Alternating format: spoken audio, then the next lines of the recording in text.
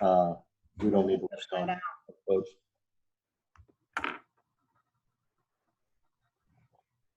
All right.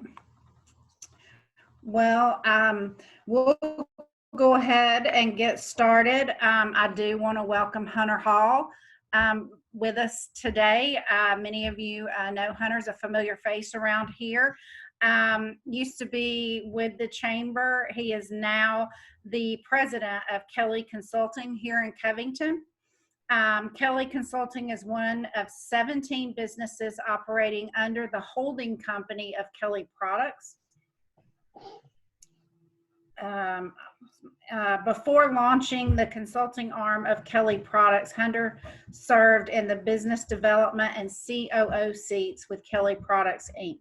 He has been a consumer-facing small business owner and still has a B2B small business in operation. Kelly Consulting concentrates services in three main areas: creating business strategy, people strategy, aligning your people strategy to the business strategy, and identifying beneficial growth opportunity through a tool called 6 Questions. So with that, I'll turn it over to you, Hunter. All right. Good morning. Thank you, Debbie. And great to be with everybody. What we're going to be looking at this morning, I want to give you a little backdrop on as to how we discovered it.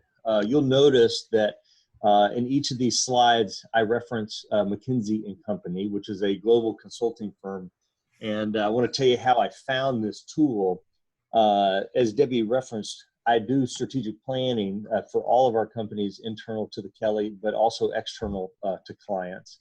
And I kept kind of going back as we kind of walked through COVID and it started kind of really surfacing and impacting the businesses. I kind of walked through some of our old strategic planning tools, and candidly, I couldn't find good traction. They kept spinning out a little bit. They weren't, the timetables were too long, or the applications weren't as immediate as I sensed the need was. And so I kind of scoured the web and found this piece that McKinsey put together. It's a much larger piece. And as is my style, I couldn't quite understand it. I had to read it 3 or 4 times. And so what I've done is I've taken this very academic presentation by McKinsey, which is phenomenal. And I've just kind of tried to synthesize it down to some very relevant applications for our businesses that are in manufacturing, software. We also have retail, and then some of our nonprofit customers, and then some of our for-profit customers too. And I've been using this. And so I wanted to share it with you guys, and it might be application for you in some way, form, or fashion. So anyway, that's the backstory on this. Here's the deal on this. And as when we're in crisis mode like we are right now, we often go to short-term immediate, right? And our head goes down and we just dig in and try to survive or retrench and such. Couple things on this planning tool. This is a planning tool. It is not a solving tool. And what I mean by that is, in crisis, you always want to go to planning, not solving, because you don't always control the inputs and outputs. And what I mean by that is, for instance, COVID-19, you have no control over the timetable. You don't know when we're going to come out. You don't know what government is going to do with shelter in places. You don't know if the virus will come back, like in Georgia specifically, as we slowly reopen. You don't know what the rebound impacts are. So you can't plan. You can't try to present a solution and know that you're going to come out of it, because you don't control the timetables. The second thing you don't control is you don't control the budgets. You have very minimal control over your own budget, but you certainly don't control the government's budget and what they're going to be rolling out, nor do you control the consumer's budget. Not that you ever do, but point being is you don't know the impacts of the stimulus or the PPP or the EIDL loans. You don't know what banks are going to do, and you don't know how consumers are going to respond. So from that standpoint, we're trying to plan, so that when you see solutions that present themselves, you could move quickly into action so that you're not sitting on your heels, or you haven't planned and put all your chips on the table heading one direction, and then you get information that requires you to shift real quickly. So that's the context. In planning, there are two things that we always say. Hope is not a strategy, right? So from that standpoint, we're not going to just be hopeful that we can pull this thing off. We are going to be intentional and strategic in our plans. And second thing is perspective before planning. And what I mean by that is you want to get as much perspective over the situation, about the situation, before you begin to plan. Because by human nature, we're all subjective, and we want to try to get as objective as possible in this time. So that being the case, the first two tools I'm going to show you are perspective building tools. And then the planning tool is where it's planning. Perspective, and then plan. So with that being said, let's jump into it, and we'll see if we can make some traction and application. All right. So this first tool is again, it's a perspective tool. We're going to look at two concepts. One, down here, we're asking ourselves, what do we see as the economics moving forward? And this specifically, we're trying to drive to what we anticipate as market recovery assumptions. What do we think the market's going to do coming out of this? You've probably heard the illustrations that some economists would reflect an L shape, right? Which is the market crashes and then dribbles along the bottom. Or the other is the V-shaped recovery. The market crashes and then it comes back with a vigor, right? And so these are all different illustrations of different market recovery shapes. So again, on the x-axis down here at the bottom, we're asking the question, what do we think the market, the economics are going to do? If we say this one, for instance, is ineffective interventions, meaning the stimulus that is given to people doesn't move people to fund. The PPP loans that are out there do not work. People hold the money, they don't spend the money, right? The other end of this spectrum is that it's very effective intervention. People have money in their pocket, they come out spending, and the market's rebounding really strong. Obviously, this one's in the middle. So that's the x-axis. The y-axis over here is asking, related specifically to the virus. What do we anticipate the virus doing? Is it down here at the bottom? We have broad failure of public health interventions, meaning people don't social distance, meaning they gather and with groups, and all of a sudden the virus comes back really strong.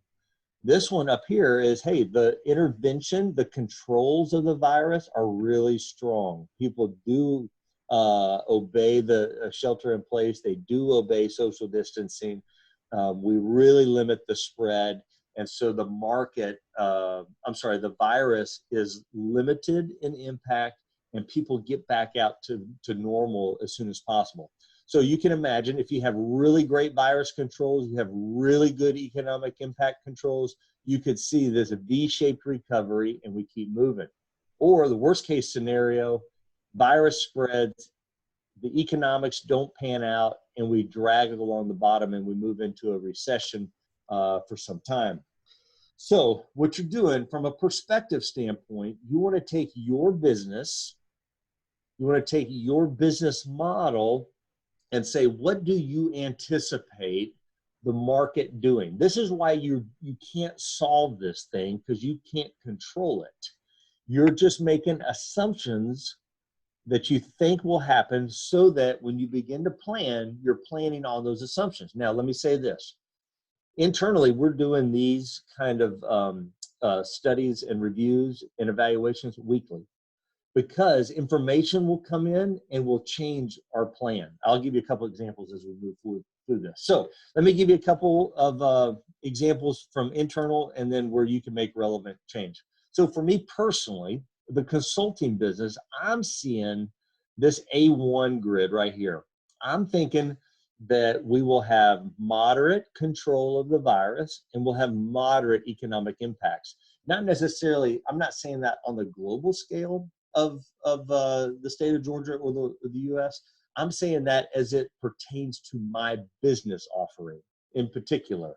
I think there are service offerings that I offer that nobody's going to want to talk to me for at least a year. It's too expensive or it's not relevant. There are other offerings that we provide that are very pertinent right now, and I think we'll get some traction. So I'm kind of at a bumpy road of recovery. So I've got a client that's in the archery business. Here's how they're projecting the economics and the virus.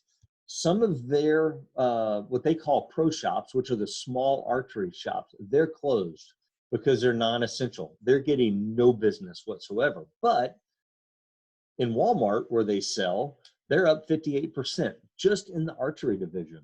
And so they're projecting, and obviously a lot more transactions, a lot more product movement in Walmart than in the small pro shop. So they're seeing a faster recovery based on this pandemic, and partly because people are at home and they don't have anything to do. So they're out in their backyard taking target practice, and they're shooting in a non-archery season. And so from that standpoint, it's really strong. Let's look at a couple others.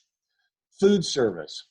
This one's really interesting, and this is how you might want to play this out in the nuances of your business, is food service, excuse me, food service might be different, and they might pick multiple quadrants or in this matrix based on their model. So for instance, if you're in dine-in service, you might say, hey, I think this virus, people are going to be scared to come out.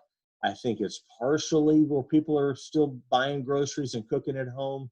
We see dine-in service looking like this. But if your food service also does delivery, you might say, man, we have been killing it. The longer this goes on, delivery might look like it falls into the A2 matrix versus the B4, right? If you have a catering business, it might look like this. It might be in the B3 stage for a long time. Again, these are perspective tools. You want to look at these through the multiple offerings in your business or your business as a whole, and you're trying to say, I'm anticipating the market doing this. Another example of healthcare, institutional healthcare might look like this, where in-home healthcare might be booming because people don't want to go to the hospital because they're scared of the virus. And so your models might be different depending on where you sit. So that being the case, let me go back here. Let me just recap it. This is a perspective tool. You come in, you look at this, and by the way, we'll send, you can send me an email, you can send Andy an email, we'll send you the whole slide deck, and we'll send you blank documents that you can use this for your own work. But for both of these, for regardless of what your business is, you look at this matrix and you say, hey, based on the information I have today, based on my business today, this is where I anticipate the market moving. Circle it. So I do a big circle across A1. Takes me 3 minutes, right, to think about it, contemplate it, and then I turn the page. That's a perspective tool number 1. And now let's move to perspective tool number 2, right? So what this is with that perspective of what I think the virus is going to do and what I think the market and the economics are doing, I'm going to then take and place my different service offerings or my business as a whole into one of these 4 quadrants. Remember, we're not planning yet. We're just kind of looking at the perspective of what I see happening in the industry. So let me explain this to you, and then I'll give you a couple case in points. So down here along the bottom, our x-axis again, we're evaluating and contemplating the depth and the length of your industry disruption. Will the disruption be minimal or will it be really massive? So when I say the industry, I'm talking about your specific sector. So if you're in food service, we're looking at food service across the whole. If you're looking at consumer goods, you're looking at consumer goods across the whole. Manufacturing across the whole, right? And they could be really different, right? Some of us might be in postures of defense and some are really in offense. I was telling Debbie earlier, a friend of mine's in construction. And they are absolutely booming. He says, I've never seen numbers this strong. We are covered up, right? So this pandemic, the longer it goes on, the better he might be. For others, like consumer goods, the longer this goes on, the worse we might be. So you're evaluating what's the depth and the length of this disruption. All right, and we'll put it all together in just a minute. On the y-axis, you're looking at this question: what's the extent of the business model disruption? Right. So this is your if the x-axis on the bottom is the whole of the industry, the y-axis on the side has to do with your specific business model, right? And so, for instance, again, going back to food service, as you see here, if your food sector, right across the X at the bottom, if you're in food, then you're going to evaluate your model. Do you have a brick and mortar dine-in, or are you delivery? Because your model might move really differently. And we're going to evaluate. So let me kind of forecast a little bit where we're going here. You're going to ask the question based on the sector, based on your model. Do you sustain your model and just hold for rebound and then restore? Or this second one, do you shift your business model altogether, right? It could be, hey, I'm moving from dine-in and I'm going to move over here to delivery. Or if you're in this quadrant, it could be that you need to shape an entire new business or a new business model altogether, as opposed to just shift it or pivot for short term. And then this fourth quadrant would be the restructure the whole company, or restructure and create a whole, if you would. So anyway, so you're evaluating those two things. So on retail, again, the issue might be, hey, I'm in e-commerce, and so this model is actually going great for me. Or if you're brick and mortar, it might be, this is horrible for me. I need to pivot. You might need to shift your model to e-commerce. So I gave you a couple, look at an example I found online the other day. It was kind of funny, of somebody that shifted their model. A barbershop, right? People couldn't get in until, Friday, at least here in Georgia. And so this guy shifted his business model. I put this up as phase one. Here's phase two. He was so successful in phase one on the trailer, he moved to a box truck, and he is decked out. So anyway, but you get the point, right? He used to be a walk-in barbershop, couldn't do it. He pivoted, and there we go. So let me get back to this, and we'll make application. If you're in manufacturing, here it's the same deal. What's the extent of supply chain? Can you get your products? Can you move your products out? Are you known as an essential business or non-essential business? Have you been able to stay open, or did you have to close, right? What kind of model disruption did you run into? So you're taking both of these and you're factoring these things into your model or your service offering. So let's look at it. For instance, outdoor recreation, like my archery illustration, or hardware, landscaping, and certain healthcare products.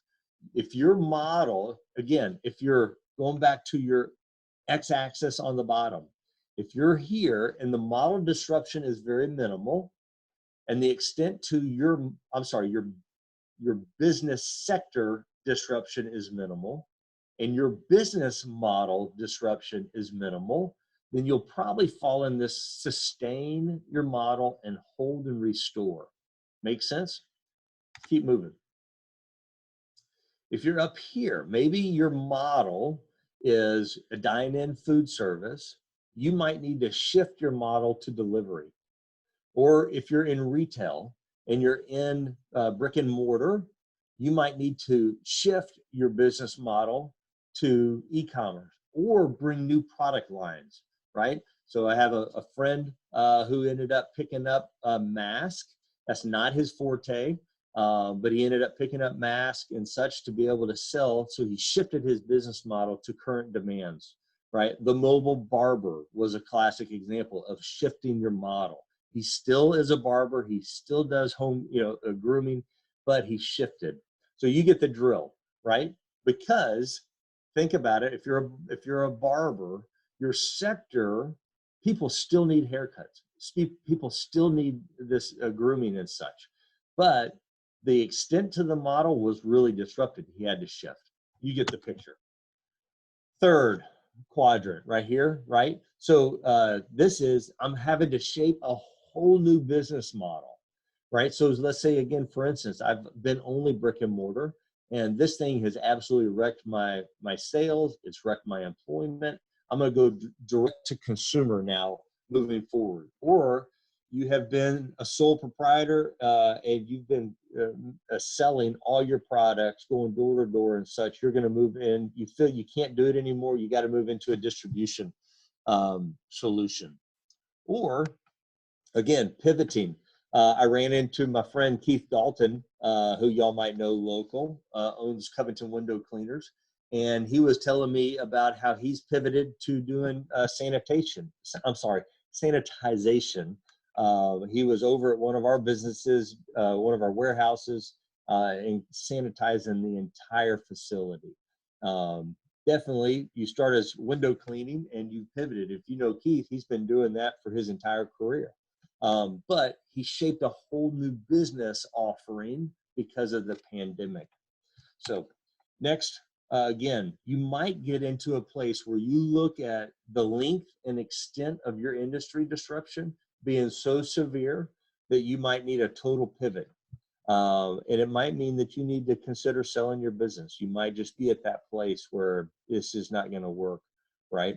Or you might need to move from a sole proprietorship into a franchise because you feel like you need the national support that a franchise could have. Or maybe exactly the opposite. You might be in a franchise and you've come into this pandemic and the support has not been what you needed or anticipated or what they promised. And the fees and costs are such that you don't want to do it. And so you're going to pivot back to being a sole proprietor. So anyway, so the point of that whole illustration is this. This is a perspective tool, just like the first one was. Here's what I think the recovery will look like. Here's how this applies to my various businesses, my business as a whole, or it can be the individual service offerings within a business, right? So I gave you the example of my consulting. There are some products that don't need to be brought out on the table at all with companies. There are others that can. Some will shift. They'll fall into, some of my individual offerings would fall into that top quadrant. Others just need to sit right here, right? And as I watch the disruption happen and then the link, I might need to completely get rid of some and go to a whole new direction. So anyway, I'm gonna keep moving, but that's those two perspective tools. You literally would do that every week based on information that happens in the news, based on how you see Georgia opening up. What are consumers saying? Are they visiting stores? Is the virus being held in containment? Or is it spreading again? And you literally every week might be changing your perspective. And that's critical because you don't want to plan for something if your perspective changes. So that's how you use those first two perspective tools. Now let's get into the planning piece of this. All right, so this is the overview. Again, if you want these slides, we'll send them to you. I'll send you the blank piece just like this, and you can fill in the blanks that are relevant and pertinent to your business. We're going to do a case study, and I'll give you a couple examples how it plays out. But this is the overview slide. Here's where planning is very different in crisis versus when you're planning for maybe the regular business cycles that you live in. We're going to look at this. This is what McKinsey, it's actually not McKinsey's quote, it's from a history of academia would say. It's called the 5 panes tool. And these 5 panes are like 5 window panes that you want to look at your business through and begin to plan. And then we're going to look at them over various timelines, various time frames that you begin to position yourself. Remember, we're not planning to solve, we're planning to plan so that when solutions are clear, you can move really quick. So let me kind of give you a high-level overview of the 5 panes. The first pane is this. You're going to start with your first financial position. This is the window you're looking at today. What is my financial position today? The second is, what are different scenarios? issues and opportunities, problems that you're dealing with today and opportunities that this pandemic might be presenting you. All right, that's the second window pane. The third window pane, what posture and broad direction of travel do you want to move in, right? So we're looking big picture. When you get perspective and you look at the whole and you say, that's where I want to go. That's the broad direction of travel I want to head. The fourth window pane are based on that broad direction of travel, based on scenarios and opportunities, based on your financials. What's the strategic moves? What are the options, the absolute have-tos, safety net moves that you want to make? And then the last window pane is that of what trigger points, right? So remember, we're talking about we're planning, not solving. You want to build in some trigger points in your plans that if certain things happen by certain dates or certain financials hit and trigger points, decisions and moves. So anyway, and then we're going to look at it for this week. We're going to look at it for 2 to 4 weeks out. We're going to look at it for 1 to 2 quarters out, 1 to 2 years.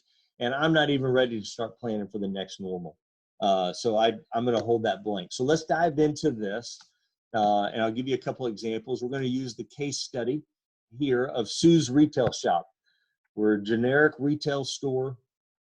We got a brick and mortar presence, and we'll talk about these 5 window panes and these 4 or 5 different time frames that we're operating in. So the first is, again, we're looking through, we're just looking at our financial situation right now, this week. Where am I? Right? Reality is our friend. Hope is not a strategy. So we're coming in and saying, what do our numbers look like? Our sales are off 50%. I'm 3 weeks away from my website being launched, which has an e-commerce component to it. So from that standpoint, that's my current position today. 2 to 4 weeks out, my sales, I want to see my sales back up 20% from where they are today, because I get to reopen on Monday of this week, right, with state of Georgia. My web and my e-commerce is up and rolling in the next 2 to 4 weeks. From a financial position, 1 to 2 quarters out, what do things look like? As best I can see right now, I need my total sales to be back up to 80% of what they were pre-virus. I need my bridge loan with my bank in place to help me with past dues. And I need to consider talking to my landlord about renegotiating my rent, at least pushing my payments out so that I can reserve and conserve cash getting through this, because I don't know what. And then 1 to 2 years out, I'd like to be back up to my 2019 budget and my e-commerce to represent 25% of my revenue. So you see how this planning works. I'm looking through this window pane of what is my financials. I'm setting some goals 2 to 4 weeks out, 1 to 2 quarters out, 1 to 2 years out, right?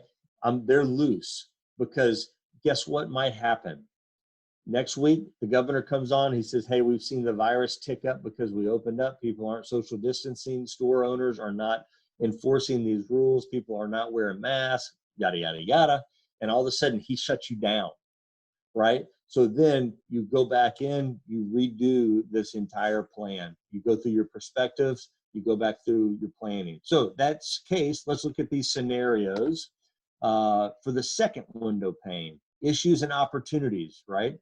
I'm prepping for e-commerce. My web and my e-com have to work. I'm prepping for my reopen, and I'm getting that store put in. This is a recap from what we did last week. So we hadn't opened stores on Friday or Monday yet. 2 to 4 weeks out, worst case scenario, the virus picks up and I have to close again. Reality is your friend. Hope is not a strategy. When you're planning for crisis and you cannot control the inputs or the outputs, you have to plan worst case scenario and some best case scenario. You have to plan to close again. What will it do? Well, if I have to close again, I still have to get my e-commerce marketing launched. I have got to get e-commerce working.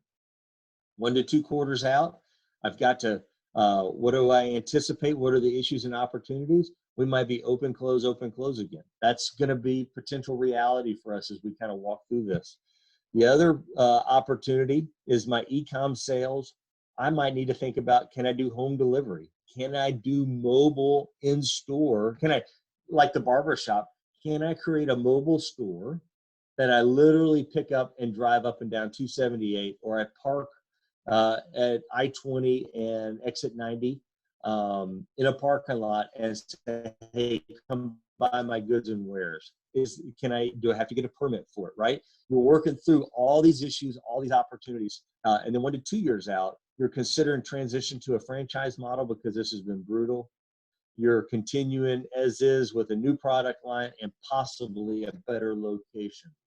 So you see how that window works, right? You're looking through this window pane of, you've created your baseline financial model, you've created different scenarios, both good and bad, and you're weighing them out. The third window pane down here, what's my posture and my broad direction of travel, okay? And so you want to go, again, this week, 2 to 4 weeks out, 1 to 2 quarters out, 1 to 2 years out. So I won't read these for time's sake. We can send these to you. But again, what I'm looking at, broad direction of travel, it's going to boil down to e-com. I got to get e-com. No matter what happens, if we open and close, I still know I have to get my e-commerce up and running. And I'm going to drive as much traffic into the store and promote my e-commerce, right? So I'm going to build this e-commerce awareness out in the next 2 quarters. I'm going to drive store traffic with sales and discounts to get people in the door. I'm going to be passing out my new website every time somebody comes in. It's going to go in every bag that's going out with a sale. But I'm looking down the road a bit too, and I'm thinking, my gosh, I've got to diversify my product line. I've got to get my e-commerce set up to where my most profitable products I'm selling online, because I can make the most money there, and it's most attractive to the consumer. And I'm really going to look at another location, because the more I'm thinking about this location is not driving the traffic that I need. Anyway, so you get the drill. I'm looking at my baseline financial. I'm looking at my scenarios, best case, worst case. I'm looking at broad direction of travel that I want to move in, and figuring out which way to go over those time frames. The next window is strategic moves. So think about this window pane. We've built perspective. We've looked at what the economy is doing. We've looked at what we think the virus is doing. I've looked at it. The second perspective tool of looking at what I think my business model and how do I need to pivot or shift. And now I'm coming in and I'm planning. This planning tool is like a funnel. I look at my baseline financials. I look at scenarios. I look at broad direction of travel. Now I'm bearing down into my real strategic moves and what I need to prioritize in my decision making based on the information that I know. And so this week, I've got to get my e-commerce launched. So I need to get this information to the web developer. I got to get my products online and get all the descriptions set. In the next 2 to 4 weeks, my e-commerce awareness, I'm going to grow it with in-store sales. I'm going to keep my store super sanitized, because I cannot risk losing customers in the first 2 quarters from today, right? So we're looking at the next, 120 days. I'm going to renegotiate my lease to make sure my payables are in place. I'm going to try to get financing from my bank. I'm going to build this customer engagement for future online sales, regardless. See, this is one of those strategic moves that the funnel has helped facilitate. That no matter what happens, I have to build customer engagement for online growth. Doesn't matter if I open, close. This is a strategic move that is a no regrets move. Got to do it. So it just helps, the funnel helps you prioritize your weekly, quarterly activities, right? And then 1 to 2 years out, and this is a concept that's really different from traditional strategic planning. In crisis, as you see I have here, you want to create multiple futures for yourself. Multiple futures enable you to snap out of your in-the-box thinking. It's the subjectivity that we all have, when you create multiple futures, it forces you to think outside of your norm and consider other scenarios. So when I come into this one of the multiple futures might be that I really need to consider selling the store. I just don't know that I want to walk through another pandemic like this. Or, hey, I'm having record sales. You could go the opposite. I'm having record sales. It is awesome. It has been a blast, and I am exhausted. And this would be a great time to sell. I've got a great profit and loss illustration. The highest value for my business is today. I'm going to try to roll it off onto somebody. Or I might begin to look at another location. I might transition to full e-com, no retail, franchise. I'm going to run the pros and cons. And regardless, I'm going to become an e-commerce ninja, right? And so you begin to play out. Those are, 5 really different futures, but it just gets your mind thinking about scenarios. All right. The last window you want to look at is these trigger points, right? And so you come back in here, and what you're doing again is you're setting trigger points for decision making based on your funnel that you just created. So the trigger point this week is to get ready to open. This was again last week. Get ready to open on Friday. 2 to 4 weeks out, my trigger point is if e-commerce and web is not up, I'm in trouble. If I don't have my e-commerce in place in the next 2 to 3 weeks, I am in trouble. And so I've given myself deadlines, and I back those out to my daily activities. The other trigger point is I'm watching virus spread for closures or being able to stay open. So daily, I'm going to online, I'm finding the new source that I trust the most, and I'm making decisions based on that. In the next 1 to 2 quarters out, I'm tracking all my social media engagement to see if my sales are picking up traction. And I need to be 10% of e-commerce sales by September 31st. The reason you build trigger points, and this is where this gets, you've got to be really disciplined and logical about building your trigger points. This is where we get lazy and we just give it our best and we just stop. If you're not, for instance, in this scenario, if you're not at 10% on your e-commerce sales by September 31, that's an indication that you're not going to get where you need to go, and you're going to be stuck in brick and mortar model in this scenario, and you're going to be limited to your growth, and you're going to be susceptible to another pandemic closure. And so you've got to be disciplined to set these trigger points and drive to them. That's how you make decisions. That's how you pivot your models based on these trigger points, right? So I'll keep moving 1 to 2 years out. If e-commerce at 25% in 12 months, right? I have to get new lease terms in place. I have to do an ROI analysis on franchising versus solo, et cetera, right? And I even put this one down here, is this quality of life evaluation with the family on whether or not I want to sell the business. These trigger points are this is real life, right? This is where this stuff really plays in. Do I want to go through this again as a business owner? Or, hey man, this has been the greatest thing ever for my family. The kids are involved in the business. It's brought our family closer together. In fact, let's expand on this and make it, Hunter Hall and Sons, kind of project. So anyway, you get the drill. But that's how the tool works. So let me recap, and then we'll open it up for some Q&A if you have any. So by way of recap, here's the market recovery assumptions. You're going to evaluate the economics down here.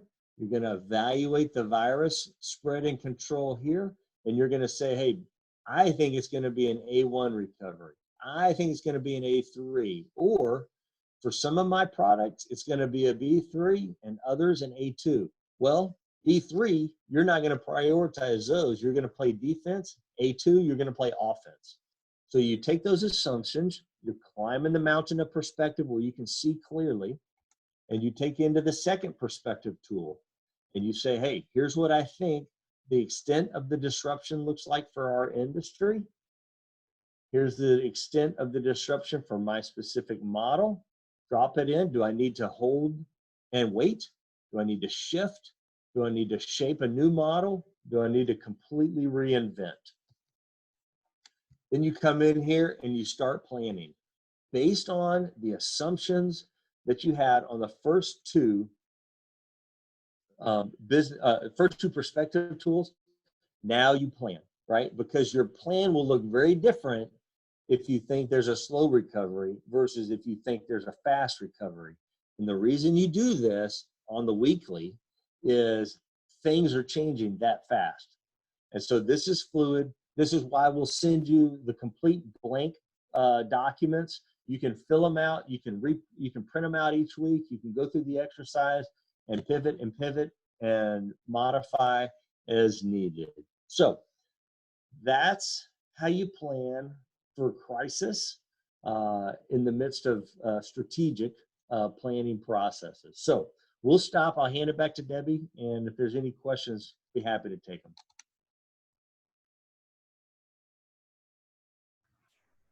Thank you, Hunter. That is very, very good, very interesting messages. I've said it before, and I think that we will see a turn to online as part of our retail going forward, having that online piece. Quick question for you.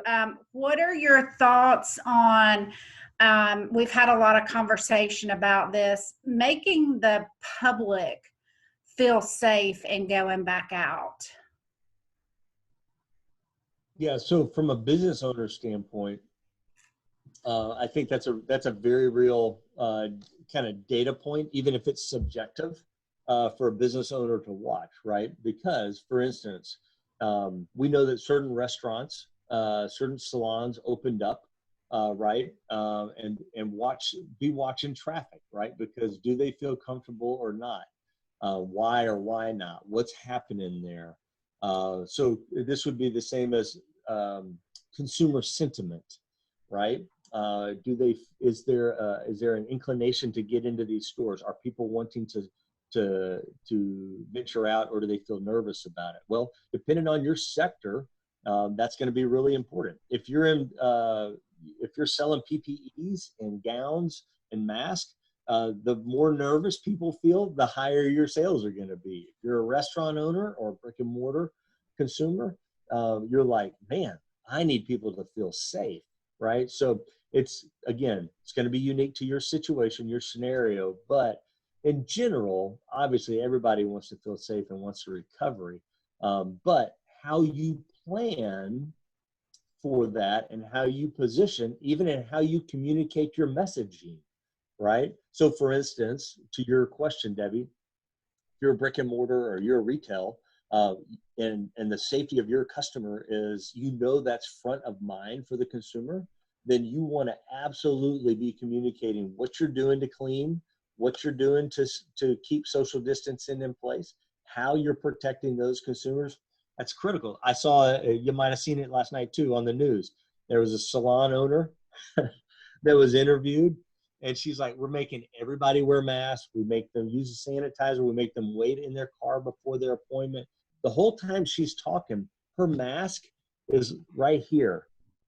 It's not above her nose. It's right below it. And so you're thinking, this isn't really giving me confidence that they're really going out of their way to keep everybody safe, because this lady's mask is down. Her nose is exposed. This is not effective, right? Yeah. So that's just my 2 cents. Right. Well, I think we're going to do some things to maybe help and promote with that too. So if there's no other questions, I want to say, are there any other questions?